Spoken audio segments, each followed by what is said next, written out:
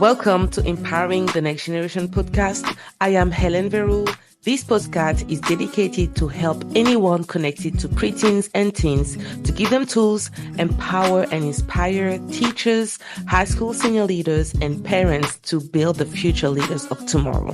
We discuss about controversial and relevant topics related to the world of education, the main problems you are facing, and solutions to help you navigate your journey. We want to make a positive change in education by bringing on experts that will give you a different perspective on how you can solve the hardship you are facing today.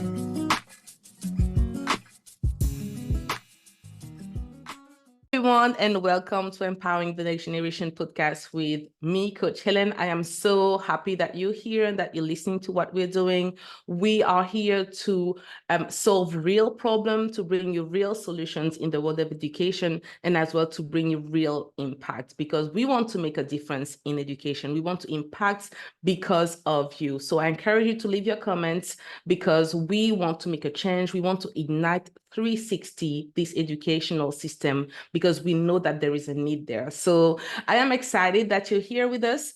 We have an amazing guest speaker. I'm going to introduce you to this amazing lady that I met on LinkedIn. Her name is Bukky Yusuf.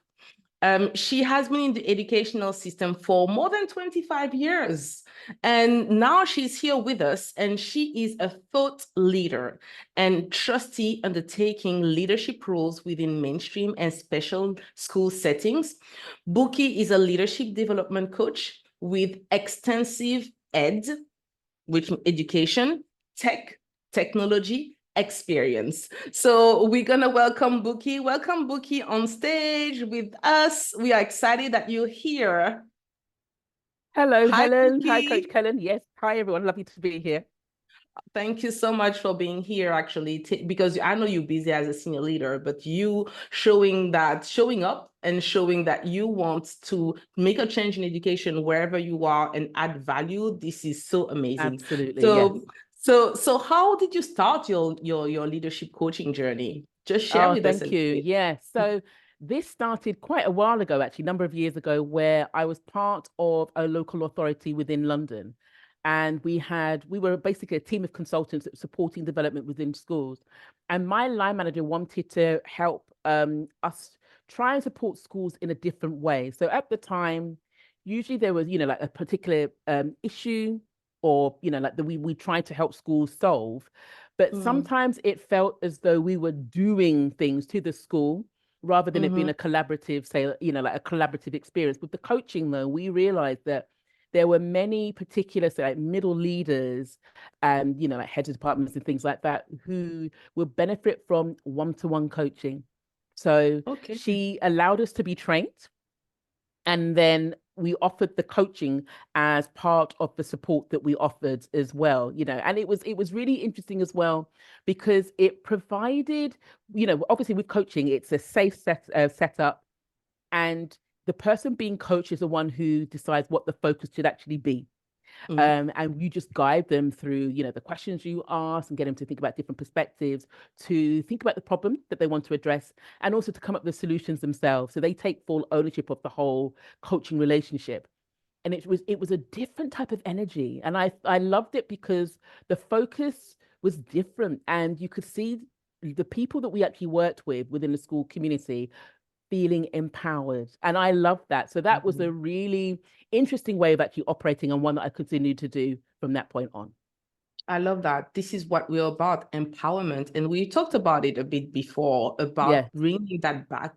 Well, not bringing that back because it hasn't really been there, but I love that your head at the school, your head of school at that time really focused on empowering their leaders. And we need more senior leaders like that, who wants to empower their team to really think, to see things differently, because you actually see things from within. So the next question I have for you, so how can a senior leader recognize their leadership style, really? Oh, And this how is an can we lead interesting in question. authentic ways? in authentic ways. Okay, so I think there's two things. It's two really interesting things. Okay, So so let's start with the first the question. first one, how to How can recognize you it. your How to leadership style? recognize Yeah. it, it can be difficult. And I'll say why. I mean, there's formal ways. For example, if you look at, say, like Goldman styles, you've got different styles of leadership. For example, like, say, like autocratic or pace-setting leadership, where there are things that need to get done very quickly. And, you've got short deadlines with short outcomes, and things need to be moved really quickly. And if, for example, something has come up or there's a crisis or an issue that needs to be quickly addressed, that can be a suitable way of leading, but not for long. You may also have laissez-faire leadership, where the leader is quite laid back and allows, colleagues and people within their team to make decisions about what needs to go, what needs to happen. There's a lot of discussion, and there's a team consensus about what needs to be moving forward. You can also have, say, like democratic coaching or leadership coaching, or not yet democratic leadership or coaching leadership. So there are different styles, but the reason why I say it's a bit difficult is the fact that sometimes we may develop our leadership upon what we've experienced and what we see Mm, modeled, which may or may not be a good way of leading. So I think that if you can see at the end of the day, if the leadership you experience, or if you as a leader, if you want to allow other people to take ownership and to feel empowered and to that's move the it. initiative and the focus is on, you need to really explore, okay, what role do I take in this? So you think about, are you clear about the vision? Are you clear in your communication? Does everybody know what they're trying to collectively achieve? Do they recognize their individual role within that? Do That's they it. know about what the outcome would be, what the desired outcome would be? Are they aware about how milestones will be charted? Are they aware about whether or not they take ownership? Do they take ownership? Is that, do you delegate it to them completely, or will they need to check in with you, or will there be a consensus about how we agree about how to take things forward? Those are the type of questions we need to ask ourselves to see, okay, so are we the type of person that wants to take full ownership of this whole thing, maybe autocratic, or Mm, are we the type of person that trusts our members of our team to do things, that we may give them guidance and advice about how to do things? That might be more of a coaching style. So the leadership styles, there's not one is not necessarily better than the other, but I think it's really important to know who you are as a leader, what you've experienced about mm, leadership, and whether it works or not. And I think that when we, if we experience leaders, we can, it's always easy to say, Ryan, I wouldn't do that, I would do that. But I think if you experience leaders, it's about looking at what is it about their style that resonates with you, what doesn't, what would you do differently that ties in with your own values in that regard, and then actually doing some work to see, okay, what type of leader am I? And mm. lastly, recognizing that while you may have a default leadership style, you may need to deploy different types of leadership styles depending on what you experience, what you and your team experience within your organization. And I think it's important to recognize that you shouldn't always stick with one particular style if it doesn't work or it won't help to bring the outcome, particularly if there are changes that are involved.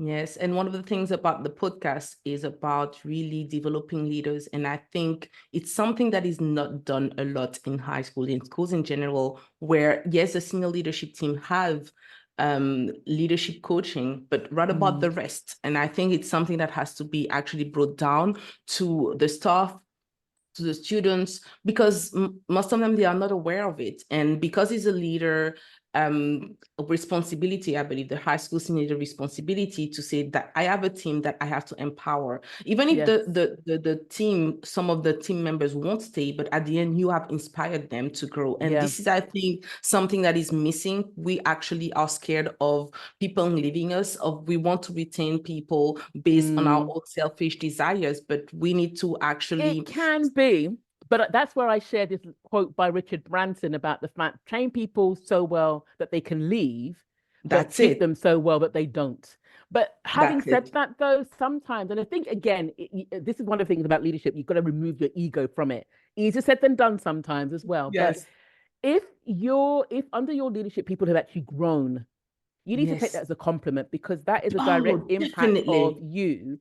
And You. if they then want to move on, it may not be Okay. it may not be what you desire and feel, but I think in a way it commends about the fact that they've grown under you, and I think it's something. But I I love know, as I that. say, with some leaders, they feel it's an insult.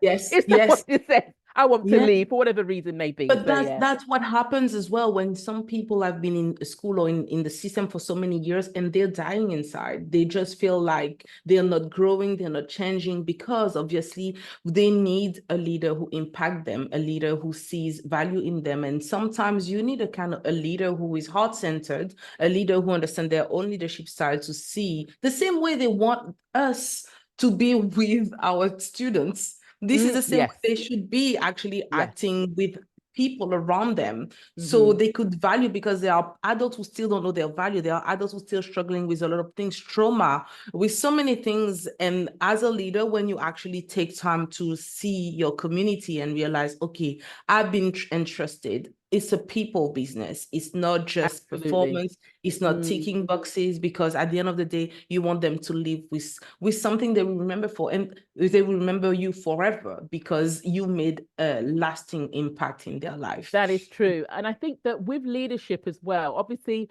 there are certain things that are within our control and certain things were beyond our control as well. But I think that what good leadership means is also providing opportunities as well. There should be opportunities there should be opportunities at least for everyone to grow if they That's so it. desire to. So I think that's I really love important. it. Mm-hmm. So true. So how really can we lead in an authentic way? How can we do that? So, okay, and I thought about this. I think by being in an organization that matches with your values as a leader, I don't Mm, think it will work any other way. And the reason I say that is the fact that by having that synergy, that like matching exercise, you can be yourself. You can be I yourself love it. without fear of reprisals. And it's not to say that everything will go smoothly.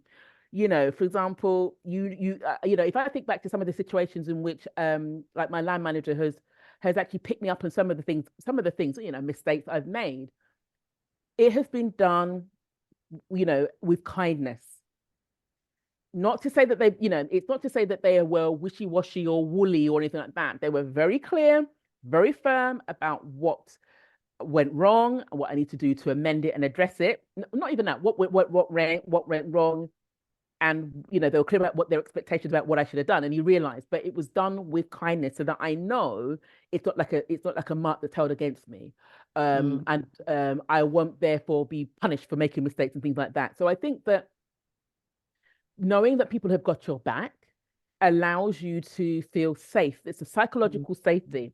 When you have that psychological safety in a team, in an organization, you can be your best because you know that if you have any mistakes, you'll be picked up on it, but it will be done in a humane way, with humanity, should I say. I love And that. things that you do well will be celebrated. You can be more of yourself. You can have those tougher conversations, all of those particular elements. So I think that being authentic would mean different things to different people. But I think that so long as there is psychological safety, you can bring more elements of yourself to the role and to the organization in which you're working in. I love it. I love it. And it draws us closer to the next question. Okay. How can you actually have the inner work? How can you really work on the inner self as a leader? Yeah, I wrote an article about just this thing for Schools Week I think it was published last November. And there are different aspects. So it's all about the internal. And this is the reason why I say that it's always important not to do leadership alone. So I had like a coach, and I've got a leadership coach, I've got business coach, I've got coaches for different things, because I think there are certain things you can do by yourself, but when it requires the deeper work, looking at, for example, am I leading authentically or am I leading with my ego? Trying to do that by yourself, it's going to be hard because we're going to think, of course we're doing the right things. We give ourselves grace, won't we? But I think that the mindset work about, are you doing these things for the right reasons or not? Are you Mm, reacting? If you feel triggered by something, is it for the right reasons or not? Is it because your ego? Is it because you feel, like I look bad or something like that? mm, There's also the aspect about resilience and overcoming obstacles. So for example, when things go wrong, if you're a leader, you take responsibility for it, and it's hard. Sometimes it's hard to actually resonate or relate to that. What you Mm, find sometimes with some leaders is when things go well, they want to take the glory. If things go badly, they want to, point fingers at somebody else. Either way, it's down to you as a leader.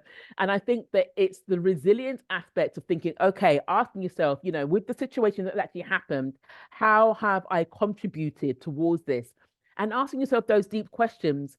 What is stopping us from moving forward? And asking, are you getting in the way of things moving forward? So you may mm, think that you are clear in your vision, and you may think that, like your team are clear about the role that they play in it. But mm.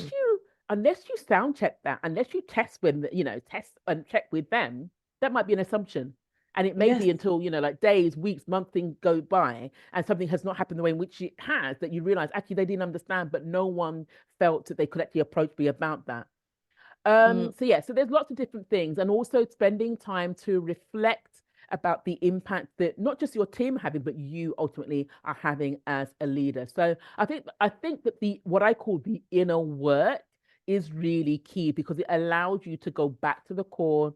It allows you to go back to the purposes of whatever it is you're trying to achieve as a leader, as a team, as an organization, and make yes. sure that your thinking, your actions are aligned. Yes, and I think it's important that I am really pro the fact that we need more heart-centered leaders, people who are really connected to themselves. And Absolutely. it only starts as well with you knowing yourself. And really sometimes we can react based on our traumas. And that's something that we need to work on as well. Ooh, There is a lot to absolutely. uncover on that. There, And I this is mean, that's a a lot. massive topic in itself. That's the thing. So this is a thing that I believe we need to start having more in schools, that sense of holisticness, of Yes, empowerment, yes. of but obviously there will be the day-to-day chores. Now you don't do it alone. You have a team that you know. And one thing that I realize as well with senior leaders is that they don't know their stuff. They don't know their stuff. They know some people, but they are not in that place of listening to their staff and knowing, because there are some staff who are there who are not they were not teachers, were not educators, but who are there, in like just to pass by, and they just don't know what to do with their life. But when you are like attentive to your staff, when you're Mm, attentive to your team, you can say, okay, are you sure? This is when the empowerment starts to come in. You start talking to them and sharing with them some insight about, okay, I can see that in you, but how about this? How about that? Because yeah. you actually take some time during your busy schedule, during your school hours, to say, okay, you know what, I'm going to take maybe one day where I will only focus on my team and try to talk to them and share. And seriously, when we do that, I think like people trust us more and they want to stay because they feel the connection, they feel the hearts Yeah. yes, I would say, in connection addition to on that, them. Helen, where I've worked with some exceptional leaders, I've been privileged to work with so many exceptionals, like school leaders, senior leaders, head teachers. And what they do is, like the meetings with the teams, they empower their leaders. So, for example, they would empower their, the line managers. They would have systems in place that allow them to be aware of, the strengths of people, the focuses of people, ambitions of people, what they want to go on Nice. to. If you've got systems in place that allows that, makes it easier, that I think is really powerful. That's what they've actually seen them do as well. And what they also do as well is they will have time at the start of the day, usually. I've heard some who do it at the end of the day, but at the start of the day, that will allow anybody to come and see them about anything. I think that's a really Wow. good thing, because you can then touch place. There's not a hierarchical system. It's like anybody who wants to come and see me with any particular, like times or periods of time before the start of the school day, they can come, they can talk and things like that. And I think that's a really important and powerful way of connecting with members of your school community. Definitely, I totally agree. So now, how really can we address self-sabotage and imposter syndrome, Bukky? Yeah, it goes back to what you were saying about some of the traumas, and I call that traumas with it was a small t. So if we say, for example, there are things that happen as a leader. For example, you feel, oh, I need to be the person with the best ideas, and if someone comes up with a better idea than me in a meeting, I feel triggered about that. that may actually link to perhaps some things that you've experienced in your life or previous Good. roles where you may have been felt, where you may have felt or be made to feel that you weren't good enough.